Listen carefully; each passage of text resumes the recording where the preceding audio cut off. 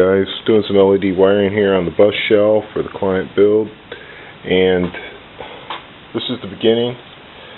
First thing I did is I prepped all the LEDs with resistors for their needs, 22 ohm and 33 ohm. 33 ohm for the low draw red and yellow ones, and 22 ohm for the white, so they'll run off the 6 volts. Got a Y plug coming off the BEC, so I get my 6 volts constant. No variation in it. Don't have to worry about frying the LEDs with a hot LiPo.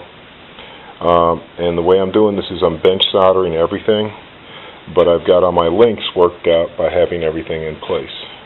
So what I'm working on now is I'm getting the 6 amber LEDs all soldered up in parallel, and then I'll test them.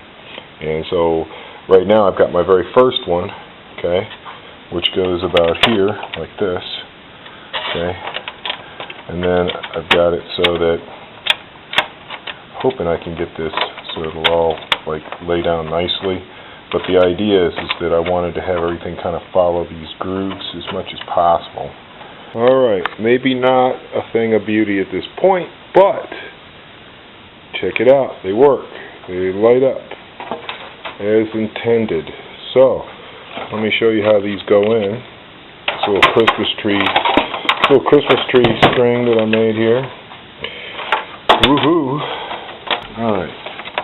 Almost. One more just wants to argue with me. But basically this shows me that my deal is good. The reason I'm doing it this way is because these bezels are going to get painted. They're going to get permanently installed, more or less, on the body. And look at that beautiful ray of light. Isn't that cool? And I'm almost afraid to move this shell around because I'm going to like drop all the LEDs out of it. There. Okay. So there's the amber marker lights on the side.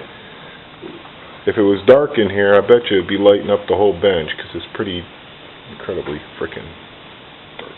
Now, what I was thinking is when I get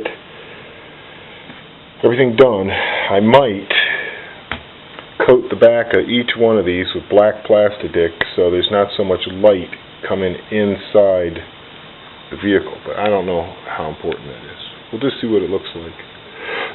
But it's a last minute thing. I could coat them with black liquid tape or black plastic painted on or something to block the light that's coming through the backs of them. But I just wanted to show you what that kind of looks like. So now I got these reds and whites to do. That's another 8, and they're all going to be on one big what's it. Hey guys, been wiring LEDs for like 6-7 hours now. I'm about to go out of my mind. But I got the job done. Everything's just held in place with yellow masking tape because I got to do all the paint work.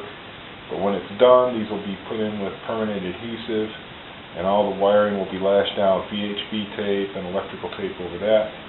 There's 2 looms, 2 plugs. So let's go ahead and see if it works. Go ahead and slap it on here. What I've done is I've customized the little Y cable that I got so that I could make it a little shorter and not quite so crazy looking. I still wanted to make it easy enough that you could kind of like lay the shell beside it and plug it in. I didn't want the leads too short. I didn't really want the leads to show up in the window, but what are you going to do, you know? So let's fire it up for the first time and see if little BEC can handle all this juice, man. This is a lot. Okay. Wow. Oh my God, I should not have looked into that. Yeah, that was really bright. Here, just let me put a couple screws on real quick, guys. Just to Alright, now we got the screws. Okay, so here's the crazy looking thing. Wow! That is so seriously incredibly bright. It's hard to express just how bright these 10mm super bright LEDs are. Half watt each. White ones put out 25 lumens each. That is pretty stunning. The yellow ones I think are 20. I'll have to check the spec again. The back ones are 20. So the whole thing's pretty darn bright. So the thing to do would be to turn off the shop light. Let's see what the thing looks like in the dark. Right. Oh my gosh. Okay. That is so incredibly, ridiculously bright. Let me turn off some more lights. Alrighty then. I don't think we're going to need any shop light. No, it's pretty much lit up the whole shop like a sort of carnival party. Yeah. Okay. Where are we on the pitch black of the shop? There is no other light source, but you can see these are the headlights on the wall. I mean, my camera sucks in the dark. I cannot even do night stuff with this camera. So, yeah, it's lighting up like a bandit. And I like the close together lights down at the bottom. It looks almost like a VW Baja. Well, you can't tell because until I get over here. But the tighter, the two lights close together here looks really cool. I really like that. And then you got the big lights up there, man. And I love the amber because what's neat about the amber is it gives a total different, picks up a whole different range when you're looking at stuff. It makes, you know, same way when you wear yellow glasses when you're shooting or driving. You wear yellow glasses like Peter Fonda when you're on your Easy Rider motorcycle. Oh my Lord. And then in the back, you'll never have to wonder which direction this thing is pointed because that's the reds. Wow. And everything's got the proper resistors on it, so there's nothing's going to burn out. They've got about 50,000 hours of life to them at this voltage. It's a really lot of, see how it's lighting up the red? Let me just pick this thing up and use it like a flashlight. Okay, so here we are. Here's your headlights in the pitch dark of the shop. I can use this to walk up to the house, man. As a matter of fact, we should go outside with this thing. Here's the door. Yeah. Want to read my dyno chart for my old Buell that I had? Oh, wow. Okay. So here, I'll just put it on the floor. I don't really want to get it dirty or anything, okay? See my cat door? Alright, and then we'll open it up, and we'll just see how far out there it can shine. I don't know if my camera will really do this thing justice, so let's just see, okay? I think you can see, there it is, lighting up the ground. I'm lighting up the ground like, let's say, 6 feet in front of me. The camera's going to drop off really fast, but I'm telling you right now, I could use this as a tactical light. I can see 50 yards, no problem. I can see 50 yards into the woods with this thing. Problem is the other lights are killing my night vision. So I'm sorry if that wasn't very exciting. Here's what it looks like out in the, wow, okay. It's a lot of light, man. Oh, yeah, buddy. It was a lot of work, but it was really worth it. And you can see, I don't know if you can just see how the red really lights up good too. That's a good 30 feet away that it's lighting up over there. And then you put the white over there. For some reason, the camera is not picking up the white, but check it out. It's picking up the red. That's weird, huh? And then, of course, we got the yellows. This is the yellow lighting. See that? I'm holding it sideways to the ground. It's making a wonderful yellow effect. Let me put it down. This is the first time these tires have ever touched the dirt. So here we are on the road. Okay. First of all, you can see what's behind you. So if you need to back up, no problem. You're getting tons of light to the side of you, which is wild because I didn't think they had that wide of an angle. But I'm talking about you're lighting up. I'm looking 30 feet into the woods and I'm seeing golden light on the trees. Now back behind me here, these red lights are lighting up the trees behind me that are a good 30 yards away. I'm talking 100 feet.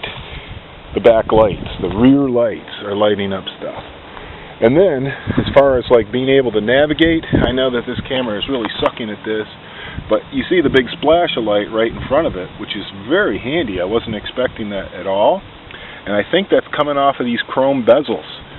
I think it's the chrome bezels doing their job, man. They're reflecting the light at a parabolic angle as compared to the 170-degree angle that you get off the LEDs. So it's increasing your floodlight, but you're still getting really strong throw. I'm seeing way up the road. I know that the camera isn't doing it justice, but you could easily navigate around at night with this thing, no problem. It's amazing. Alright, here we are with some shop lights on. So, I would say this is a complete success as far as what it does and what it's supposed to do. It's going to give you great high contrast lighting off to either side, but not so distracting. And you'll never wonder which way the vehicle's pointed, because you'll have your yellows, your reds, your whites. The two lights in the front, I love the way that looks all close together. As you can see, they don't hit anything. I'll actuate the suspension. You know, it's a trade-off, man. You gotta have something somewhere. But look at that. See how I did it so that the servo starts to contact it right when the horn contacts it. So that's cool. You can still get plenty of articulation. Servo is not hitting the LED at all. Of course, nothing's going to hit it from that side. And in the back, with the wheels turned, even at their most ridiculous articulation, you don't even come close to the LEDs inside. Not even close. Okay. I think you can see that. Okay. Yeah. Even if this thing was squashed all the way down on the tire, you're still not going to even touch the LED. So nothing can tear up the wiring. That's very cool. Well, I added a lot of weight to it. It settled it down. Now it's got a really cool stance. I like it. A little dumped in the front. Looking bad to the bone. This servo twisted around. Yeah, buddy. It's quite a bit of work, man. I think I started on this about 1 o'clock, 1:30, finished up about 8. And I came down here to do one last mod. I modded that Y cable because I didn't like how long it was. It was just too much wire laying around. And the idea also was, I know it's kind of hard to see with all these lights, but when you look in through the windows, I did my very best to keep all the wiring out of the way of the windows, especially the windshield. So there's going to be a camera in here. I'm going to put a camera about right there so it looks through the windows if I can make it work. I haven't looked at the camera yet, but that's the plan. I want to see if these feel like these are getting warm. They are warm. They're not hot though. They're not hot. They're just mildly warm. Well, that is really impressive.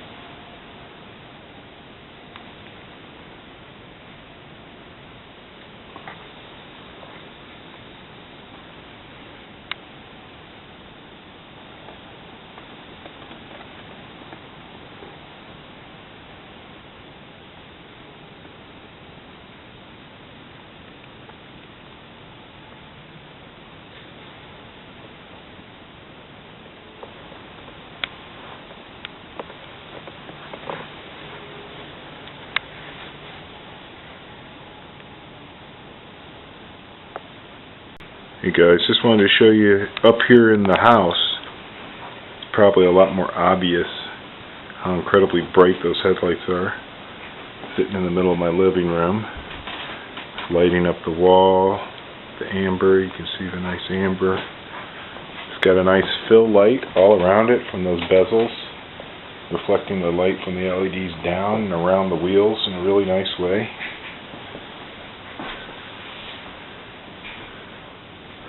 Look how the red is lighting up. I mean, that's quite a ways away. And look, if there was an animal out in the woods or something, like a dog, you'd be able to see the dog. Look how the amber lights the dog's fur up. Isn't that nice? Makes her look very, very golden. She's not a golden now. She's something. I don't know what she is. I'll tell you what though, it is sucking down some juice, man, because yeah, I was at like 3.8 on the light bulb arm. Now it's down to 3.74 after about 30 minutes of fooling around with this. But I've got everything running, the ESC, the servos, everything's on.